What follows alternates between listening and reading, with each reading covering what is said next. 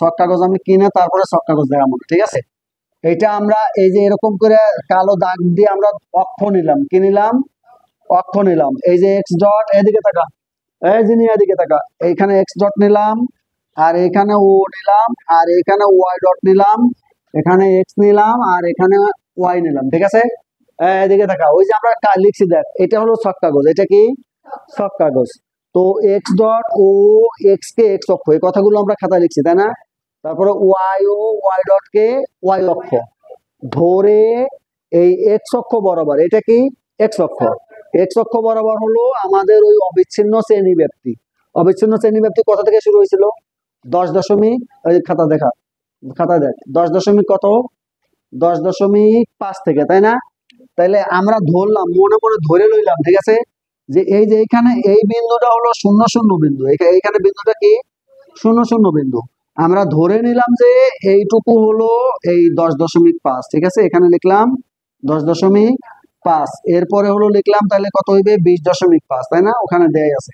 এরপরে এখানে হলো 30.5, এরপরে এখানে হলো 40.5, ঠিক আছে।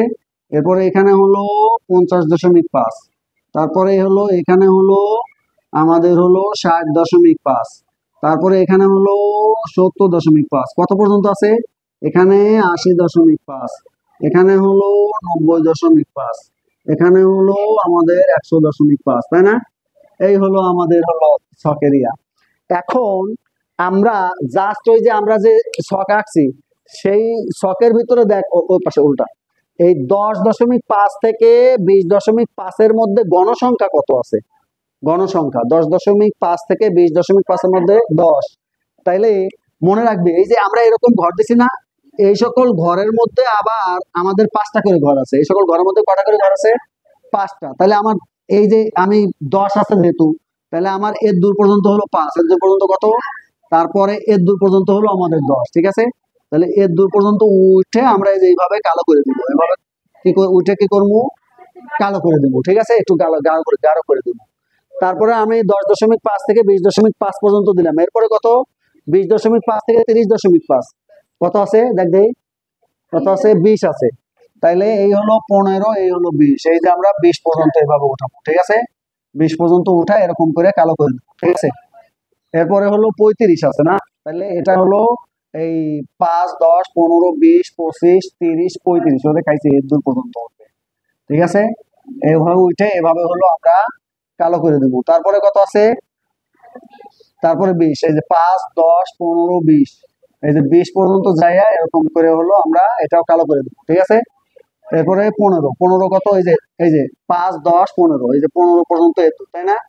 তাহলে এর দূর হলো, আমরা এভাবে কালো করে দেবো। তারপরে 10 মানে এই যে 5, 10, এই 10 ঘর পর্যন্ত এভাবে। তারপরে 8 এবার দেখ কেমন হয়।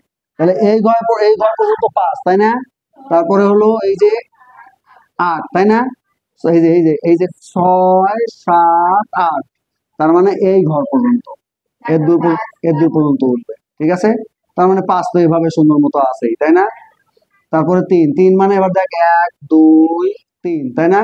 এই যে 1, 2, 3 এই ঘর পর্যন্ত হলো আমাদের, এভাবে হলো আমরা কালো করে দেবো, ঠিক আছে। এভাবে কি কালো করে দিলে আমাদের আয়তলে অঙ্কন হয়ে গেল, ঠিক আছে। সহজ জিনিস না? তো এইটাই তো আর একটা দিয়ে করে নিয়ে আসতে বলছিলাম।